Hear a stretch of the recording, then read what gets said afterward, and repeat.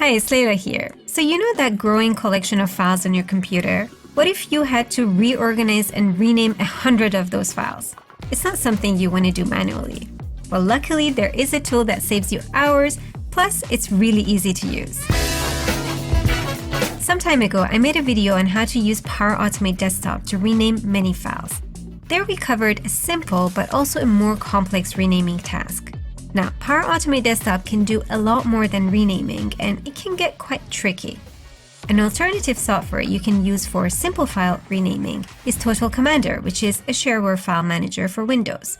The built-in Windows File Explorer is limited in its features. This is where Total Commander shines. One of the features is a powerful multi-rename tool that lets you rename files with just a few clicks. Before we do our few clicks, we need to download it, so in case you don't have it, you can download a 32-bit or a 64-bit version from a website called Gistler.com, which is named after the creator of Total Commander. Now, after you installed it, open it, and you'll come to this view. You can use a fully functional version for a month. Just select the right button here, and you'll see two file windows side by side.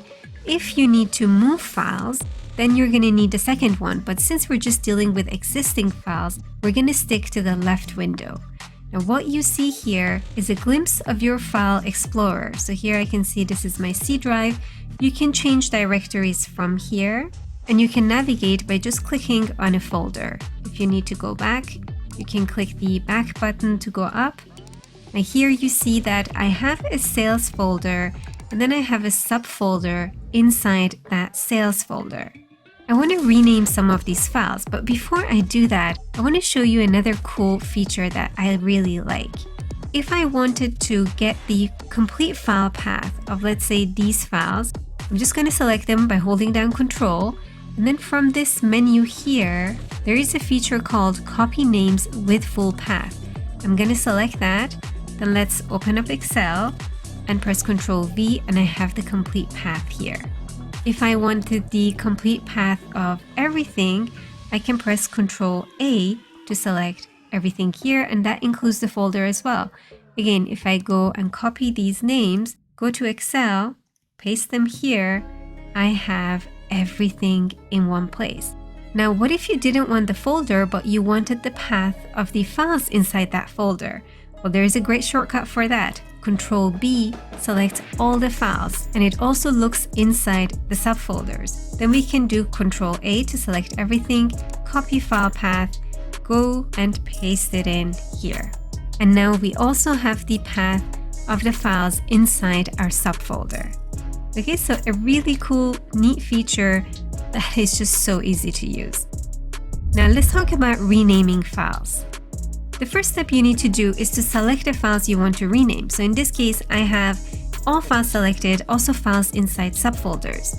In case you're wondering though, how do you get back to the previous view because maybe you don't want that, you can press Ctrl B again and you're back, and then you can select the specific files that you want to rename, or you also have this cool function that inverts your selection. So if you want to select everything else except these files, you can click on that. If you want to exclude some files, you just have to right mouse click on the name of the files to exclude it. Let's assume in our case, I want to rename all of these files and also include the ones I have in the subfolder. So what was the shortcut key? It was Ctrl B, then Ctrl A to select everything. To bring up the rename utility, you can use the shortcut key Ctrl M or just click on this button. Now this dialog box does look a little bit overwhelming, but it's not too difficult to get the hang of. On the bottom here, you see the old file name. Basically, these are your existing file names. And here you get to see the new file name once you're applying your changes. But this is just a preview. It's only reflected in Explorer once you click on Start. And even if you make a mistake, you have the ability to undo. Up here, you'll have different functionalities that help you in the renaming process. So for example, the rename mask, this N here, that's just a placeholder for your existing file names. You also have a placeholder for the existing extensions. Other placeholders are here, for example, one for counter. So let's say I remove that placeholder name. I can see the moment I do that, all my names disappeared. If I type in sales, they're all going to be called sales. When I press on C, they're going to get a counter. If I want a space between them, I'm just going to add a space here. And let's say I don't want them to be 1, 2, 3 like this. I want to have them to be, let's say, 3 digits or 4 digits. You can make that selection from here. If you're happy with this, you can click on Start. Now in this case, I don't want that. I'm just going to go back, delete this, and put the current name placeholder and show you another handy feature, which is upper lowercase. So currently it's on unchanged. Basically, the case of the old and new are the same. I could go with all lowercase or all uppercase or just the first letter uppercase, because currently some are lowercase, some are uppercase. But then that changes my actual and the B becomes lowercase. I don't want that. I can go with first letter of each word to be uppercase. Now this looks a lot better. You also have the ability to add a suffix or a prefix to this. Let's say I want to add the date of the file to the end of the file name.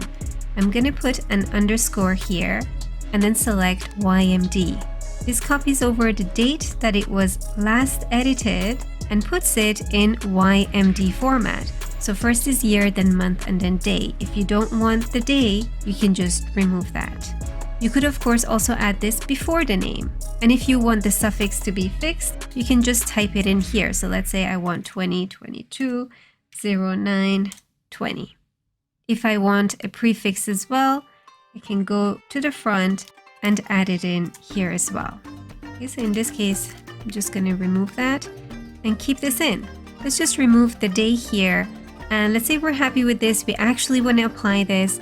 We're going to click on Start, then Close, and we see the file names adjusted here. So if I bring up my Explorer, we can see the file names have been adjusted. If I look into the other folder, these have been updated as well. There is also a cool search and replace functionality. I'm just going to go back to my previous view, press Ctrl A to select these. I'm going to exclude the files in this folder and bring up the rename dialog box by pressing Ctrl M. If I want to replace specific words here, I can just search for them. So let's say I want to replace actual with something else. If I just want to get rid of it completely, I can get rid of it like this, or I can replace it with another word. In this case, I'm going to keep actual in there, but I don't like that I have underscore here and here I just have a dash. So I'm going to replace the dash with an underscore. Now notice though, I'm getting that suffix 2 times. Why?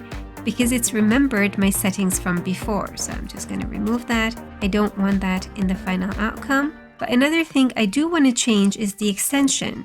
So instead of these being TXT files, I want them to be CSV files. These look good. Let's start and close this. And now we've created CSV files out of our text files. One other cool option I want to show you is to grab a range. So let's say we've decided that we don't need sales underscore actual. We just want the middle part of this name. So some are 2 characters, some are more. We always want to grab that middle part.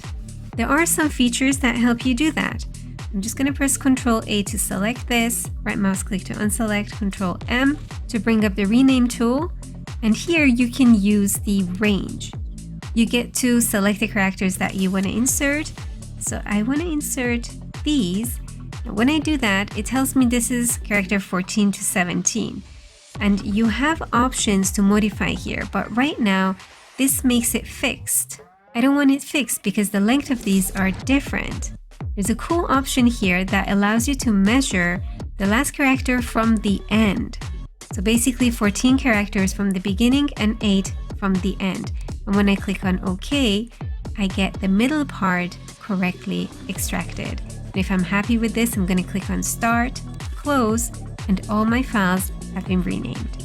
Now this is just the simple side of the renaming capabilities of Total Commander. You might have noticed there are a lot more features you can use here, for example, regular expressions, which are great if you're looking for specific patterns that you want to replace. Also, Total Commander has a lot more features than just renaming. You can compare files by content, synchronize two directories, or connect to an FTP server. So as you can see, Total Commander is one of those few magical tools that help you be more productive. And being productive isn't about just getting more work done. It's about being more efficient so you can focus on the things that are important to you. Let me know in the comments if you're using Total Commander and what you use it for. As always, thank you for watching. Subscribe if you aren't subscribed yet, and I'm going to see you in the next video.